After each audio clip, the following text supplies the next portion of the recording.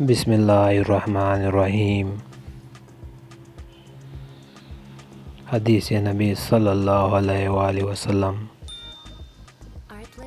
رسول اللہ صلی اللہ علیہ وآلہ وسلم نے فرمایا، جو شخص جماعت والی مسجد کی طرف جاتا ہے تو اس کا ایک قدم ایک برائی کو مٹا دیتا ہے اور ایک قدم نیکی لکھ دیا جاتا ہے، مسجد کی طرف جاتے ہوئے بھی اور واپس لوٹتے ہوئے بھی۔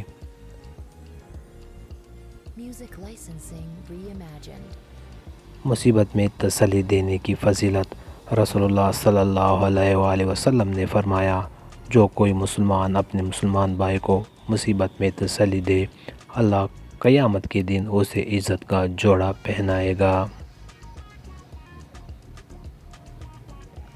رسول اللہ صلی اللہ علیہ وآلہ وسلم نے فرمایا، جب اللہ تعالیٰ کسی بندے کی روح کسی علاقے میں قبض کرنا چاہے تو اس علاقے میں اس کے لیے کوئی ضرورت پیدا کر دیتا ہے۔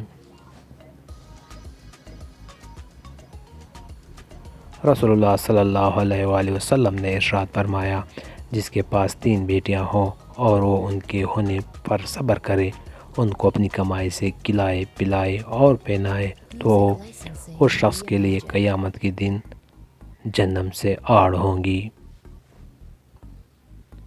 رسول اللہ صلی اللہ علیہ وآلہ وسلم نے فرمایا، نیکی میں کسی چیز کو حقیر نہ سمجھو، چاہے یہی ہو کہ تم اپنے مسلمان بھائی کو کھلتے ہوئے چہرے سے ملو۔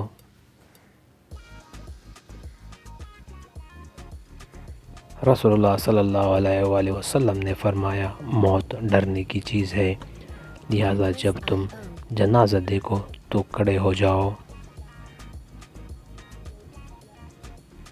رسول اللہ صلی اللہ علیہ وآلہ وسلم نے فرمایا، حیا ایمان کا ایک جز ہے، اور ایمان والے جنت میں جائیں گے، اور بے حیائی کا تعلق ظلم سے ہے، اور ظالم جہنم میں جائیں گے۔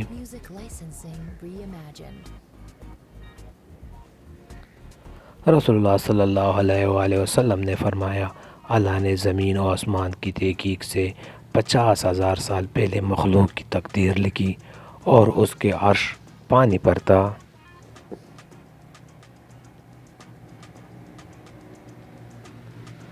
رسول اللہ صلی اللہ علیہ وآلہ وسلم نے فرمایا، 5 نمازوں کی مثال اس نہر کی سی ہے جو چل رہی ہو، ڈوبنے کے قدر گہری ہو، اور تم میں سے کسی کے دروازے پر ہو اور وہ اس میں روزانہ 5 بار نہاتا ہو۔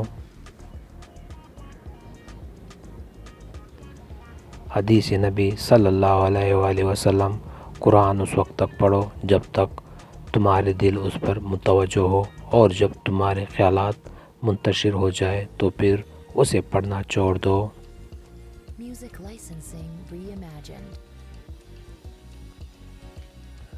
مدینہ منورہ سے حضور نبی صلی اللہ علیہ وسلم کی محبت۔ حضرت ہند رضی اللہ عنہا نے فرمایا، نبی کریم صلی اللہ علیہ وآلہ وسلم جب کبھی سفر سے واپس آتے اور مدینہ کی دیواروں کو دیکھتے تو اپنی سواری تیز فرما دیتے، اور کسی جانور کے پشت پر ہوتے تو مدینہ کی محبت میں اسے ایڑ لگاتے۔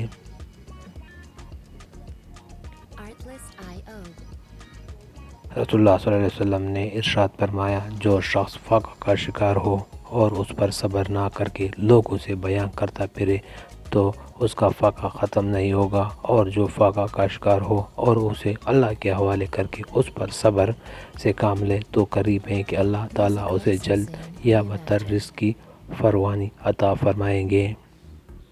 ابو ہریرہ رضی اللہ عنہ سے منقول ہے، نبی پاک صلی اللہ علیہ وسلم یوں دعا مانگا کرتے تھے، اے اللہ میں 4 چیزوں سے تیری پناہ مانگتا ہوں، 1 ایسے علم سے جس سے نفع حاصل نہ ہو، 2 ایسے دل سے جس میں تیرے خوف نہ ہو، 3 ایسے نفس سے جو کبھی سیر نہ ہو، 4 ایسی دعا سے جو قبول نہ ہو۔